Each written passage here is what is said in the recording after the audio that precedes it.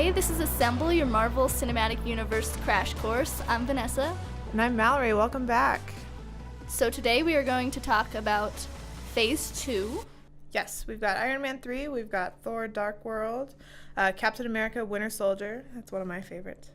We meet the Guardians of the Galaxy. We see Avengers Age of Ultron, and we meet AntMan in this phase. We're excited to talk to you guys about it. So to start off, Iron Man 3. Do you want to talk about the main points? Sure, yeah. So Iron Man 3 follows the same characters from Iron Man and Iron Man 2, adding a couple more along the way. So, of course, it follows Tony Stark, and in this movie we see, it starts off with, what do you call it? Flashback, right? Yeah, flashback. To Stark talking to this man named Killian. Aldrich Killian. He's this kind of creepy dude who's working on this experiment to help cure these crippling diseases that people have. And he wants to pair up with Stark, but Stark refuses, and whatever, that's done.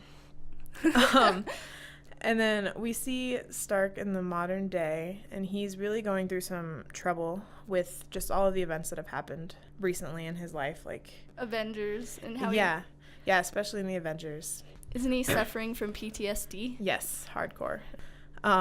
So he's kind of going a little crazy, and he's been making Iron Man suits to kind of help him cope with that. So he's got at least a dozen made. I think he has more than a dozen. I think he had 500? I think he just kept making them. He just kept making them and making them. We don't know how many it was. Eventually, later, not too much later in the movie, Stark gets caught up in a bombing that is associated with this person called the Mandarin. He's this creepy dude who sends videos in this weird, dark, sketchy, weird way. Yeah. Ominous. So yeah, he gets caught up in this bombing, and his bodyguard gets hurt. And now he's out for revenge, so he publicly threatens the Mandarin. And gives him his home address. That's the stupidest thing he could have done. I know. And guess what? The Mandarin comes and blows up his house. And all of his things inside. Pepper was included, right? She wasn't hurt, but she was in the house. Yeah, and Tony got out in his Iron Man suit, which flew him to Tennessee, where he had been investigating some of these bombings. Jarvis, his AI. Yeah.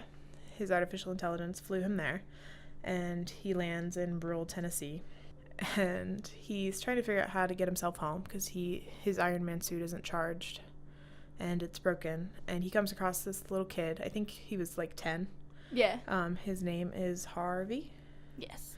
This cute little kid who has his own workshop, and Harvey helps Tony try to get his suit up and running again, and they end up tracing this Mandarin back to Miami, and he and Harvey Harvey doesn't go with him to Miami. Harvey doesn't go with him. He's just the little sidekick. He just helps him track it. So Tony goes off to Miami, and there's this really cool scene. This is actually my favorite scene, and I've got to mention it, where he goes to Home Depot and he buys a bunch of garbage, and we're like, what the heck is he gonna do with this stuff? And he ends up making some really cool homemade weapons that he ends up manufacturing from Home Depot. Yeah, he ends up kicking ass with at the Mandarin's headquarters. Yeah, at this headquarters, he finds the Mandarin, who he finds out is an actor who's totally oblivious to what's going on, and he finds out that Killian, the man from the flashback in the beginning of the movie, is actually the Mandarin. Yeah, and eventually Tony's homemade weapons stop giving him an upper hand, and he gets captured by Killian and finds out that Killian also has Pepper, and Pepper is subjected to this crazy treatment Extremis. Yeah, the extremis treatment that they find out is actually the reason that these bombings are happening. It's not actually a bombing. It's the people exploding. People exploding because they can't handle this. So yeah, Pepper's being put through this treatment, and luckily she survives, and then Tony is trying to take him out with his suits that he summons all the way from California, which is really awesome. And then meanwhile, they've got a plot to take down Air Force One. War Machine, aka Rhodey, is trying to help out. Yeah, and War Machine is actually nicknamed the Iron Patriot in this. I know, but it sounds so stupid. It does. War Machine, I would go with War Machine 100% over Iron Patriot. All right. So yeah, everybody's fighting, of course, like every Marvel movie. Yeah, War Machine is trying to get control of Air Force One, and he is being helped by all of Tony's Iron Man suits that are being piloted by Jarvis. Eventually, Tony gets the upper hand with Killian, and during their fight, and he puts Killian in an Iron Man suit that he sets to self-destruct, but unfortunately that doesn't kill him. But who does kill him? Pepper does. Yeah, girl. Yeah, so after everything starts to settle down, Tony decides to self-destruct all of his Iron Man suits because Pepper's getting irritated with Tony being Iron Man, and she doesn't want to deal with that stuff. Yeah. She's just done. I mean, I don't blame her. So he self-destructs all of his Iron Man suits to show his devotion to her, and he kind of swears off being Iron Man. He even gets the surgery, which I don't know why he didn't do it originally, but yeah. He gets the surgery to remove the shrapnel from his chest, and he throws his arc reactor into the ocean in one big dramatic scene. Kind of like the Titanic of like, I'm throwing the diamond in the ocean. It's his arc reactor. That ends the movie, and then when we get to... So we get to the post-credit scene, and nothing super special happens. It's just Stark telling this whole story to Bruce Banner, and Bruce Banner had obviously gotten bored, and he had fallen asleep. So yeah, that's that. We can move on to the next movie. It came out the same year as Iron Man 3. We've got Thor: Dark World, and we get to see some pretty important things start to take shape in this movie. Do you want to tell us about it, Vanessa? Yes. Okay, so next up in Phase 2 is Thor: Dark World. It came out in 2013. Of course, we have Thor, Loki, and one of the other main people is Jane Foster, who is Thor's love interest in this film. Yes. Okay, so leaving off from where Thor 1 happened, Loki's imprisoned for what he did in Avengers. Mm-hmm. And they're trying to reconstruct the Bifrost, which is the way to get in between worlds. Yeah. But because this weird happening of like every 1,000 or 500 years is the convergence is happening. And that's when all of the reality, like all of the 9 realms align perfectly. So in anticipation of that, the portals keep popping up randomly in worlds. Mm-hmm. And Jane happens to find one of these portals in London. And she's, of course, dropping stuff like shoes and Coke into the thing to see where it's going. And somehow she gets sucked into the portal. Yes. And by getting sucked into the portal, she actually gets infected by the ether, which we find out later is an Infinity Stone. Yes. Which is kind of trippy, because I didn't know they can infect people. But then Thor can't... Heimdall doesn't see Jane, so Thor freaks out, so he goes back to Earth, and finds Jane. And Jane, when she was in danger, someone tried to grab her, and she shooted out all this red energy. Which was trippy. And he's like, well, I guess I gotta take her to Asgard. So, of course, they take a trip to Asgard, and they've come to find out that the ether inside of Jane will kill her if they don't get it Odin out of her. knew exactly what this was, because he had seen it in the past. But he's so high-handed, he could have just fixed it. I'm just saying, he could have just fixed a lot of things, but he just chooses not to.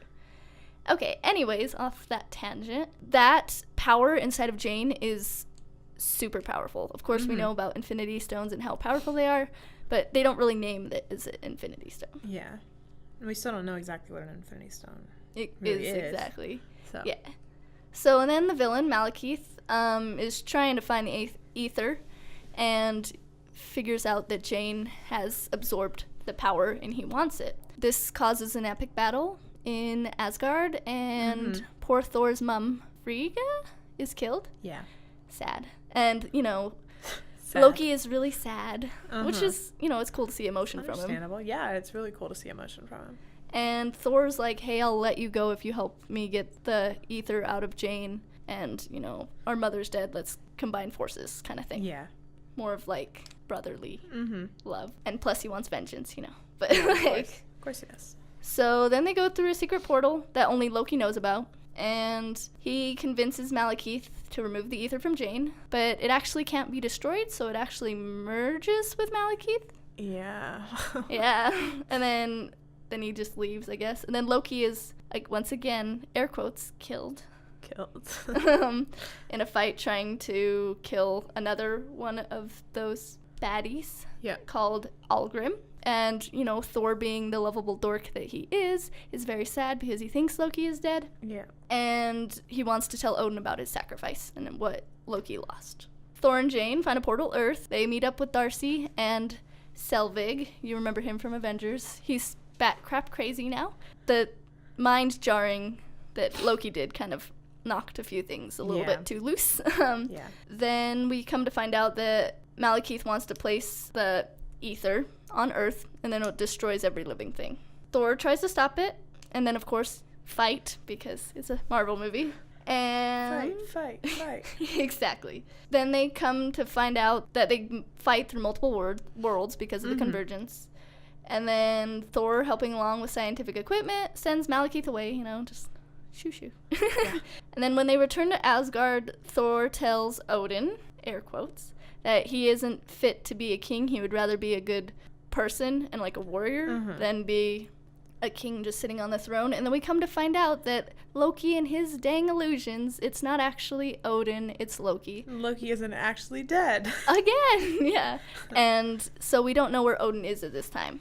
And then with the end credit scenes, we find out the Asgardians give the ether to the Collector, and, quote, because it's not wise to keep two Infinity Stones so close together because they are so powerful. Yeah, this is the first time we've heard the term Infinity Stones. So we come to find out that if we have them multiple together, it's going to cause horrible events to unfold. And then this creepy guy also says 1 down and 5 to go.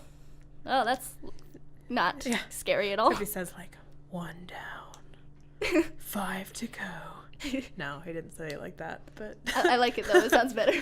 And then there was another end credit scene that shows Jane reuniting with Thor and the frost giants running through the streets. Yeah, there was, one, stray frost monster. That was just running, chilling. That was just, running, just knocking things over. It was, chasing birds. It was chasing birds. Yeah. It's like, I don't know what you are, but I'm defeating you. Okay. It's kind of for the laughs, not really for the information. And then in this movie, for important points to touch on, we also see that Loki, of course, you kind of see it in every film that Loki's in. He's easily deceptive, so you believe that he's on your side, but he's not really. Yeah, we never know where Loki stands. I think Loki's on Loki's side, and anything that works for him, he'll do it. That's accurate. Yeah. 100%. And then, of course, the first appearance, or not first appearance, but first appearance of the ether, which we find later is an Infinity Stone. Yes. So we have seen 2. Along with the Tesseract. And the Tesseract. So Tesseract and the ether, and that's 2, correct? I honestly forgot there was one in Thor: The Dark World. I think it's one of those films a lot of people pass up. You're just like, what is that thing? Because it doesn't look like... what it's supposed to look like. What's supposed to look like. Yeah. Okay. But anyway, moving on. So now we're on to Captain America, The Winter Soldier. Came out in 2014. Do you want to take it away, Mallory? Sure, yeah. It's your favorite, so. Yeah, no, Captain America, Winter Soldier is a great movie and kind of opens off, lightheartedly. Where we see Steve, who's trying to adjust to, modern life, and he's got, this list of things that he needs to check out, and he's just trying to figure it all out, because he's asleep for 70 years, so. Fun fact, that list changes in each country. It's different things on the list. Really? Oh, that's interesting. I did not know that. So, yeah, he's just trying to adjust. He's working for S.H.I.E.L.D. This takes place 2 years after the events of the Avengers. They call it, the Battle of New York. Yeah, sounds epic. So he is actually teaming up with Natasha a lot in this movie. He goes with a division of S.H.I.E.L.D. called Strike, to free some hostages that they've found on a ship. So Steve goes to free the hostages, and Natasha is tasked with getting some data from the ship, and Steve gets mad that he wasn't told about this second mission. And he confronts Fury, and Fury tells Steve about this new project called Project Insight to kind of retroactively eliminate threats. Which doesn't sound sketchy at all. Just saying. Not sketchy at all.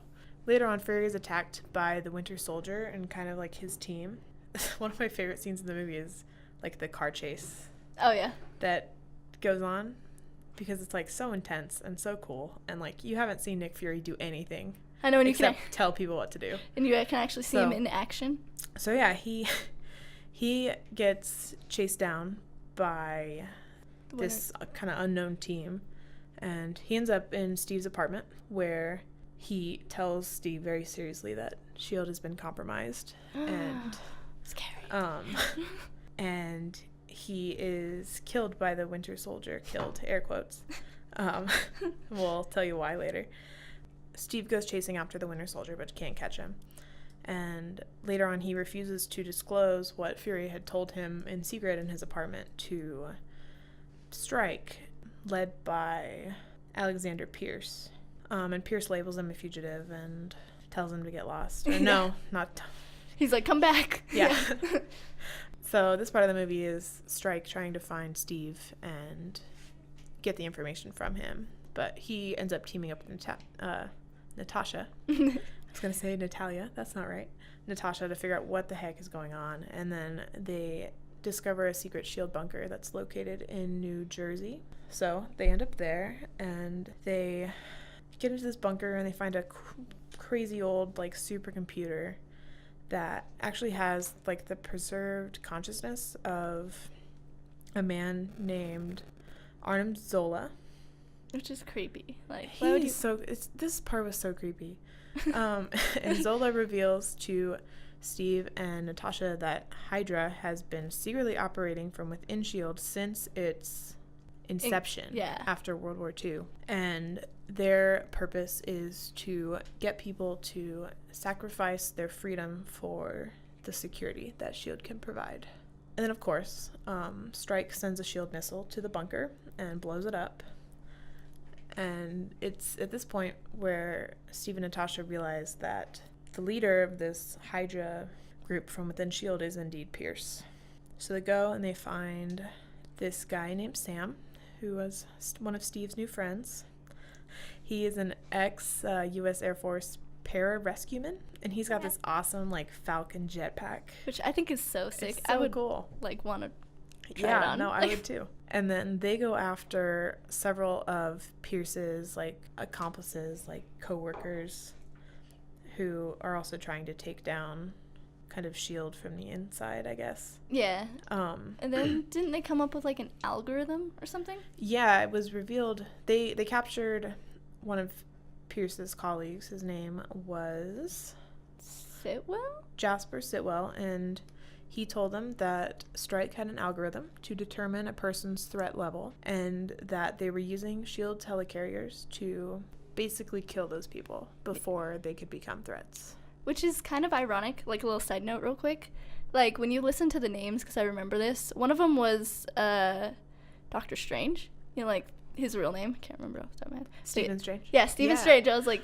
Was it really? I didn't know that. Yeah, it was all like... Because they showed, like, a little bit of list, and one of it was, like, Stephen Strange, and then there was a few of the other ones that were blacked out, but you could kind of figure out who they were, and you're just like, what? All right. So I guess it has actual abilities. Okay.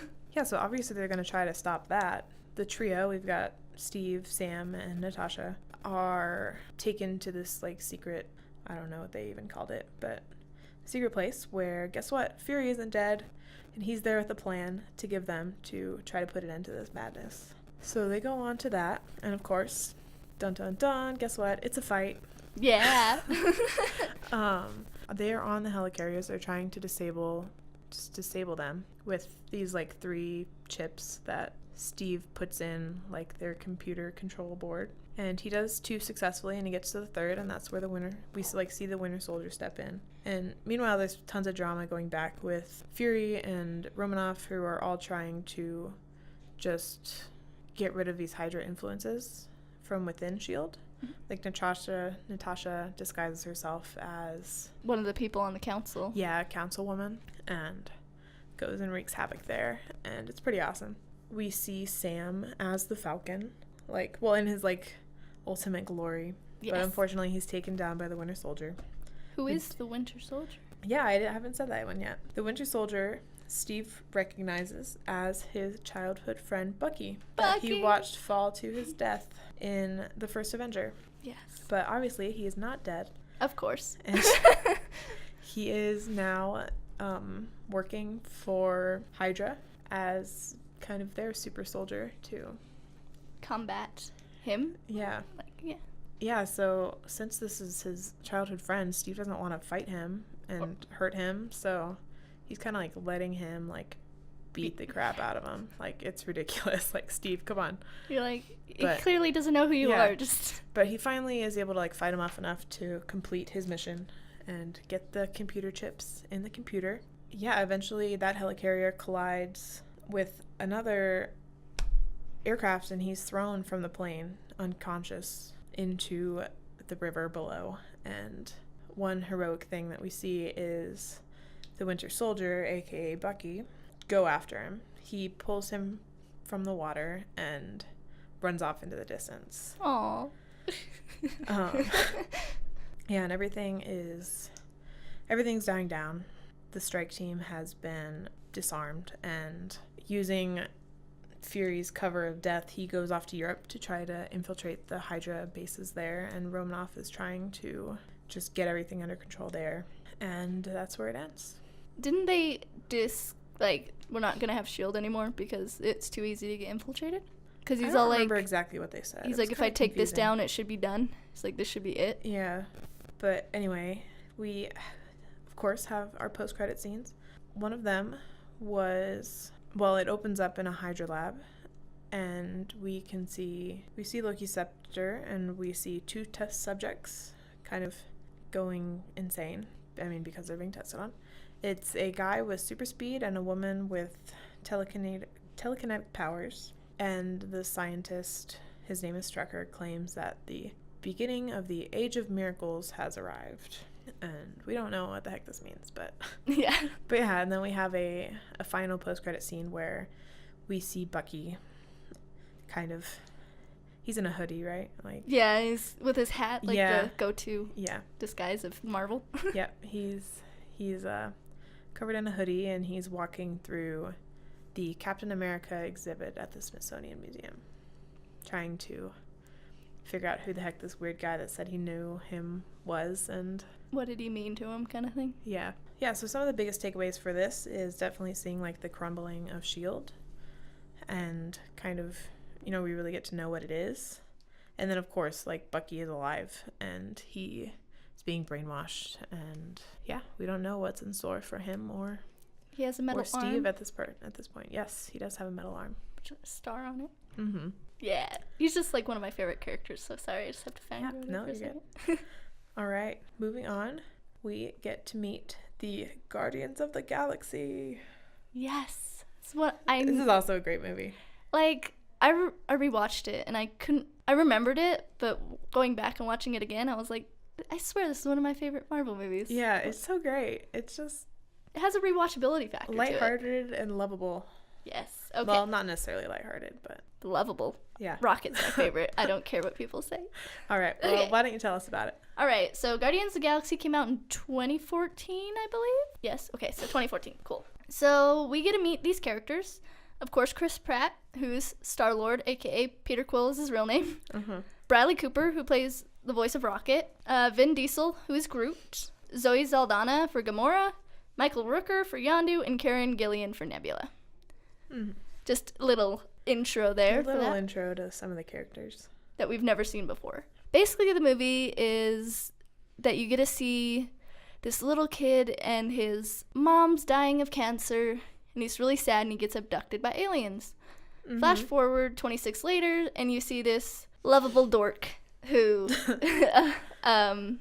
is, all grown up now. You can kind of take away that it was the kid. Mm-hmm. And he's trying to steal an orb from some aliens. And, well, Peter, who is the main character of the film, escapes the aliens with the orbs, and he tries to sell it on Xandar, another planet. It reminds me of Earth, kind of, in all honesty. But Gamora, who is an assassin who is also the adopted daughter of Thanos, wants the orb too, and she, well, of course, attacks him because she wants it. And while they're on Xandar, you see this Rocket, who is a raccoon who can talk and walks on 2 feet and is kind of a dick. Yeah. And then Groot, who is like a talking tree. So they see them, and but Groot only says Groot. I am Groot. Yes, that's all he can say. So you see him that there's a bounty put on Quill's head, and of course, them being bounty hunters, they want the cash, units, not dollars. So they go after him. So, after a huge fight, of course, they get caught and they get thrown into, like, a super jail. That's where you meet Drax, who wants to actually kill Gamora because she works for a man named Ronan, who has murdered a buttload of people, and some of the people that he's killed is his wife and his daughter, which is super duper sad. Understandable. His rage is understandable. Yes. So Gamora actually, lets them in that she's saying that she's betraying Ronan, and she has a buyer for the orb. So they have this cool escape scene, which I think is one of the better scenes in the film, because they're all working together. Yeah. And of course Rocket's humor. And they go meet in the buyer for the orb.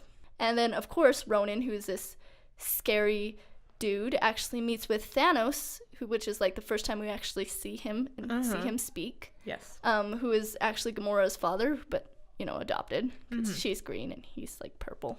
But to discuss her betrayal. While doing that, he sends his other daughter, Nebula, who is his actual daughter, to go with Ronan to get the orb back. Yeah.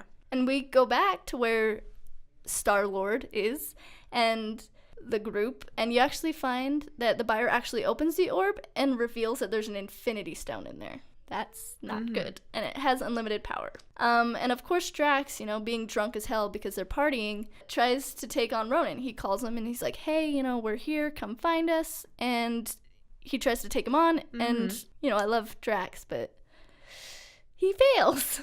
So after they learn what the Infinity Stone is and how one of the apprentices of the person that they were trying to sell it to actually grabs the stone and actually explodes and destroys the entire building, they decide that it's not something that needs to fall into the wrong hands. Yeah. So they actually all flee, and of course Nebula, who is Gamora's sister, is following them because, chase scene is always good in Marvel movies. You come to find out that Nebula destroys the ship that Gamora is using, and Quill, who is an adorable dork and being all sacrificial, decides to give Gamora his helmet to survive. Earlier, we find that Star-Lord, who is a Ravager, called Yondu, who is his Fasudo dad, and who is hunting him also, to come and find him. So he gets transported back to the Ravager's ship, and they come up with this plan. They all need to get the stone away from Ronan, who is now in control of the stone. There's a lot of going on in this story. Yeah, but he has the stone now, and they've decided that he can't have it. He's going to destroy the world if he has it. Quill comes with a truce with Yondu and was like, hey, if you get the stone back, I'll give you the stone. At least it's out of their hands. Yeah. And they figure out if they do this plan that they're probably going to die. But, they should guard the galaxy. What? I know. Ronan actually puts the stone in his hammer, which is kind of similar to what Loki did with the scepter with his Infinity Stone. Yeah. And he took the power of the Infinity Stone for himself and not give it to Thanos. That was the original plan. And he decided, nah, I'm cool. I'm going to have all the power to myself. It's like, I'm good. He doesn't need it. And Nebula actually sides with Ronan because she wants Thanos to be destroyed because she hates her father. Yeah. Nobody likes Thanos. Maybe Thanos likes Thanos, though. I think he's the only one. And then Gamora actually fights her sister and wins. But Nebula cuts off her arm because she has a cybernetic arm and falls. And of course she escapes because, no one ever dies in Marvel movies, I swear. Yeah. And then, I'm just saying. Yeah, that's accurate. So Rocket actually crashes a ship through the ship that Ronan's people are on to try to, protect it so it doesn't actually hit the ground with the Infinity Stone. And you come to find out, this is my saddest part, I hate it. Groot actually sacrifices himself to save his family. I'm calling them his family, I don't care if they're just buddies. That's okay. And you come to find out that the ship actually crashes and Groot dies. So sad. Air quotes. Well, he's technically dead, but yeah. Quill, of course, the famous scene that I really like, I think it actually makes the Guardians of the Galaxy movie, is when Quill actually faces Ronan, and instead of fighting him, he does a dance off, and he has all these good moves, and Ronan's just honestly confused. Yeah, he's like, what the heck's going on? And Rocket and Drax destroy the hammer while he's distracting him. Quill, being the hero that he is, the stone actually falls out of the hammer. But if the stone hits the ground of the earth, everything on that earth planet will die. Yeah. So he does the honorable thing, and he actually grabs the stone. And he's holding it for a really crazy amount of time. Yeah. Which is He should have blown up. Yeah. Like the other guy. Like everyone in every other movie. And the guy in Red Skull. Exactly. In the first Avengers. So, seeing that Quill is holding the stone for a really long time, Rocket, Gamora, and Drax link hands together, and together they can hold off the stone's power for long enough to stick it into the... The orb. Orb, thank you. I was like, cup. So, Quill, he's like, no one can have this. This is not something that needs to be had to the general public. So he gives it to the Nova Corps, which is like their version of the military. You come to find out at the end of the movie that Quill is not actually all human, and that's why he could hold the stone for so long. But he doesn't know what he is. And you come to find out that Yondu, who actually took Quill 26 years ago, didn't give him to his father because his father was crazy. And then you come to find out Groot, air quotes, is alive and is a twig in a bowl. In a pot. Yeah. And then with the post-credit scenes, they're not really that good. They weren't. They were kind of disappointing. Although I liked the second one. They show that Howard the Duck, who is a really popular character, was a popular character. I don't really think he's popular, but in the franchise, and Cosmo the dog. I love Cosmo the dog. And then in the other end credit scene, you see that Baby Groot is alive. So, like, the important points of these movies, of course, you meet all these characters and you get to learn their interactions towards each other. Like, Rocket's self-centered. But Groot is just says, I am Groot all the time. Yeah. But yet it never gets old. Just saying. I know, I was never like, oh my gosh, shut up. Yeah. And then you learn a little bit more about Peter's backstory. And, of course, the Infinity Stone appearance, which is the Space Stone. And, of course, Thanos, this is the first time we actually see him. And we can actually see how sinister and how conniving he can be. Yeah, we're learning a lot more about the universe and who Thanos is and what Infinity Stones are, and probably why they should stay out of his hands. Yeah. So that was Guardians of the Galaxy. Okay, so next up in Phase 2 is Avengers Age of Ultron. Yes. Did it come out? I think it came out in 2015. Yeah, it came out in 2015. 2015? Okay. And do you want to talk about it, Mallory? Yeah, so Age of Ultron. It stars, of course, the Avengers that we saw in the last Avengers movie. We've got Tony Stark, Thor, Captain America. We've got Hawkeye and Black Widow. The Hulk, of course. And then we add a couple more people to the team, which is really cool. We're going to meet Vision and the Scarlet Witch. And Pietro, I guess. Yeah, I guess. Anyway, the movie starts out. The Avengers are trying to take down a Hydra base. S.H.I.E.L.D. is trying to get rid of all of this Hydra influence within its organization and just try to put an end to it all. This Hydra base was using the scepter that we saw in the post-credit scene after Captain America. Yeah, Captain America.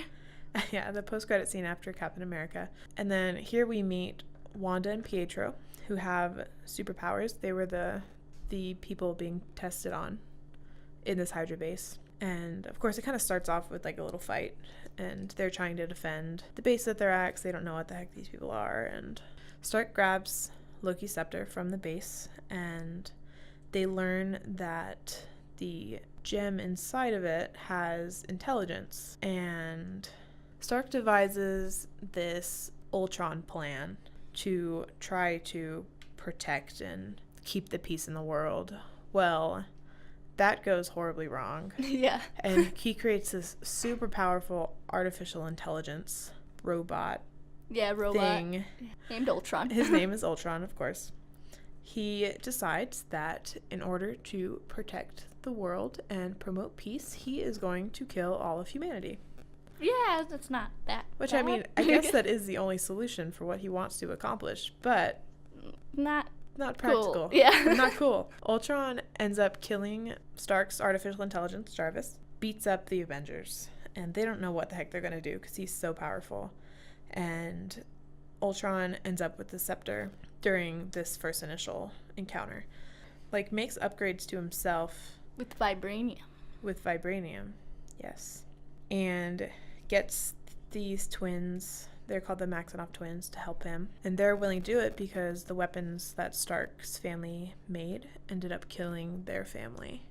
So they were out to get Stark, and Ultron is out to stop Stark from stopping him. So and killing the world. Yeah. The Avengers attack, and Wanda, who has telekinetic powers, does the whammy on their brains. She starts to give them like these crazy visions, and it kind of like disturbs all of the Avengers, and the Hulk goes off the deep end, of course, because she probably didn't know that Bruce Banner turned into a giant green rage monster. Yep. And they have to use what Stark made a giant Iron Man suit, which he lovingly calls the Hulkbuster. The Hulkbuster. To try to get him to stop, and of course they destroy a bunch of stuff, and people are really pissed off that the Avengers keep wrecking their stuff, and they're forced to go to a safe house, which is actually Clint, Hawkeye's family home, and we meet his wife and his kids. We're like, no. What the heck? We didn't know. And Thor talks to Dr. Selvig about what is going on, and like what he saw in his vision. Yeah, and then Nick Fury wants them to come up with a plan to get rid of Ultron because he's becoming more and more powerful. Ultron is trying to get himself a body, which was kind of a weird concept that I still don't super understand. Yeah, I thought that was like a little too next generation. And it doesn't work out, and he ends up destroying everybody that was trying to help him get this, but they failed, so they made him angry. Anyway. But while doing this, Wanda kind of saw what his ultimate plan was, and she kind of figured out that she's like, I can't be a part of this. Yeah. So she kind of allies with the Avengers. Yes. So they betray him. There's a lot of action in this movie. Yeah. It's kind of like action overload. A little bit, because it's one of those, like, where it keeps jumping to where you're going, and you're just like, what's going on? There's, like, 8 different storylines in this. Yeah. But yeah, the Maximoff twins betray Ultron, and they get rid of the body that he was trying to use, and Ultron ends up capturing Romanoff. Stark uploads Jarvis into that body, which is still alive, and was hiding in the internet. Still, like, super complex concepts that are incredibly confusing. Yeah. Like, this is just trying to be a recap. Yeah. Yeah. Thor uses his hammer to bring the body, like, into, like, life and consciousness. And he uses the Infinity Stone from Loki's scepter, which you come to find out he saw in his freaky mind vision that Maximoff gave him. So, yeah, we end up in Sokovia. It's in Russia, right? Yes. Sokovia, Russia, where Ultron is using vibranium to make a machine to lift the city into the sky and drop it into the ground. Yeah. To destroy the world. Which, why? I don't. Yeah. Okay. Ultron is weird. Ultron has also made himself an army of robots. Yeah, he was using his crazy power to, like, control other sort of, like, drone type things. Yeah. Right? Yeah. Eventually, you know, the Avengers, of course, assemble, and they're in Sokovia trying to get rid of these Ultrons, and, you know, Bruce Banner rescues Romanoff from Ultron and goes Hulk. And we also see Nick Fury and Rhodey as the War Machine Iron Patriot, and they're just trying to get the people out of Sokovia. Yeah, they're just trying to get people out and try to save as many lives as possible. One of the Maximoff twins, Pietro, he actually dies because he sacrifices himself to save Hawkeye in a really heroic way. And he doesn't come back. He's like the one person that dies in this film. Super, like, monumental way. And Wanda is, like, freaking out. And, like, one of the most memorable lines in there is Hawkeye talking to Wanda. He's like, if you want to stay in here and be safe and you're fine, but if you walk out that door, you're an Avenger. Yeah. And I'm like, like the theater, like, cheered. Yeah. It was awesome. Yeah, and meanwhile, the city is being lifted into the air, as Ultron planned. And the city starts to fall, but luckily Thor and Iron Man are able to kind of brace the landing a little bit. Yeah. Try to prevent as much damage as possible. Hulk ends up freaking out and leaving. And because he feels like he's too much of a danger to Romanoff and everyone. Yeah. This artificial intelligence human, which is named Vision, we come to find out, destroys Ultron's body, and the Avengers end up getting a new base. Not in Stark Towers, but like a rural, upstate New York or something. Yeah. Something like that. Thor goes back to Asgard, Barton retires, Rogers and Romanoff kind of help Vision become an Avenger. And Wanda, Falcon. Yeah. And along with Wanda, Falcon, and Rhodey. Yeah, okay. Who were all there to help. Okay, so important end credit scene. Okay? Mm-hmm. So you actually see Thanos being impatient, and he's wearing the gauntlet. The Infinity Gauntlet. Yeah. And he says that, you know what? Screw it. I'm sick of, worrying about people trying to get me the stones. I'm going to get him myself. He's going to get off his chair and he's going to get him himself. I know. He's like, I'm done with sitting and I'm going to go get it. So, and then you kind of see, like, the intro of Wanda and Vision because you kind of hint a romance going on there. Then you also can see the Infinity Stone in his head, which is the Mind Stone. And that's where one of them is. Yeah. And then you kind of see that Stark's plan all along was a defense plan for Earth, and he didn't tell anyone. Of course, in Stark fashion, he didn't tell anyone. Yeah. Which might cause some strife later down the line. Which definitely does cause some strife later on down the line. And then, of course, the mentions of vibranium, which is kind of hinting to Wakanda. Yeah. Yeah, vibranium is what made Cap's shield. It's this ultra rare metal, and we're going to find out a lot more about it. Now on to Ant-Man. All right. Yep, Ant-Man is the last movie in Phase 2. And Vanessa's going to tell us about it. All right. Okay. So Ant-Man has Paul Rudd as Scott Lang, Evangeline Lilly as Hope, Vanderdyne, Michael Douglas as Hank Pym, Michael Pena as Luis, and Corey Stoll as Darren Cross, which is kind of like the baddie of this. Mm-hmm. Hank Pym has this technology that can shrink you down to the size of an ant. Mm-hmm.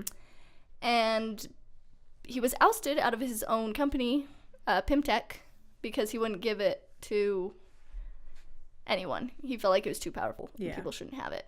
But you come to find out his enemy, Darren Cross, that he's getting close to making a shrinking suit for himself, which he wants to call the Yellow Jacket, which freaks out. I'm just going to call him Pym because it sounds cool. That's cool. Pym. And you come to find out that you see this man named Scott, who is a lovable criminal out of jail. And he's living with his buddy Luis, who has a knack of describing things. Mm-hmm. And he's trying to stay on the straight and narrow, but he can't actually hold down a job because of all of his felonies. Yeah. And he wants his kid, Cassie, to be proud of him, which is kind of hard when you're kind of an ex-con. Yeah, definitely. And then Scott actually joins Luis's crew, who are trying to commit a robbery. He decided to go back on the dark side.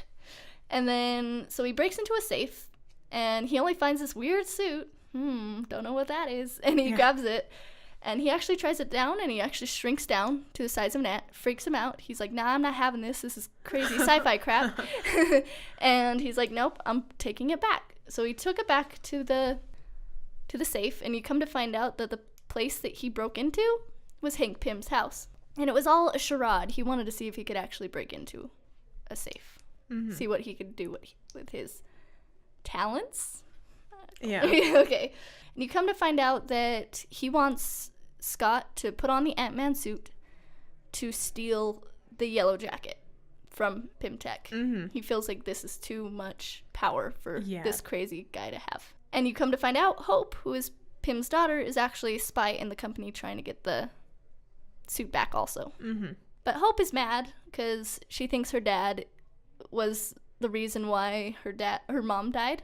It turns out that the mom was the Wasp, and she didn't actually die. She disappeared into the quantum realm, which is like this super trippy place that if you go into it, you can't really go back out. Yeah. Whatever. But he tells Scott that, that's one of the dangers of putting on the suit, that you might end up there too. Mm-hmm. So they actually, to make this plan for stealing the suit from Pymtech, they actually have to infiltrate the Avengers base. Yeah. And, of course, Ant-Man has an encounter with one of the Avengers, and that's Falcon, who is Sam Wilson. Mm-hmm. And it's a cool, funny little fight that you see, and it kind of shows how great these characters. We know who Falcon is, and we know who Ant-Man is, but together. Falcon doesn't know who Ant-Man is. Yeah. And it's fun. And so Ant-Man actually wins because he powers down his suit. Uh-huh. Cross, who is finally figures out how the yellow jacket will work, and he's perfected it, wants to show off because, you know, he's a supervillain and that's what people do, and wants to show off the suit and what it can do.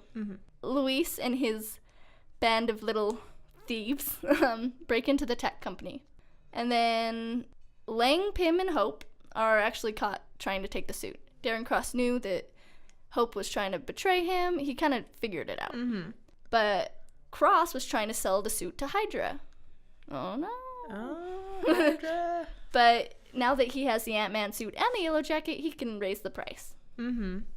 They were caught, and then they break out. And then the building explodes. So Cross was wearing the yellow jacket suit, and Lang was actually goaded into another fight. And Cross, being not very nice, he took his kid hostage. And Lang was not happy about that. Lang actually goes quantum level to defeat the yellow jacket.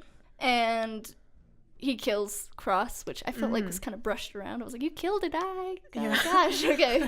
But Lang was actually able to get away from the quantum, like, escape from the quantum, I want to say quantum leap. I know it's not quantum realm, because he had one of these discs that allows him to grow.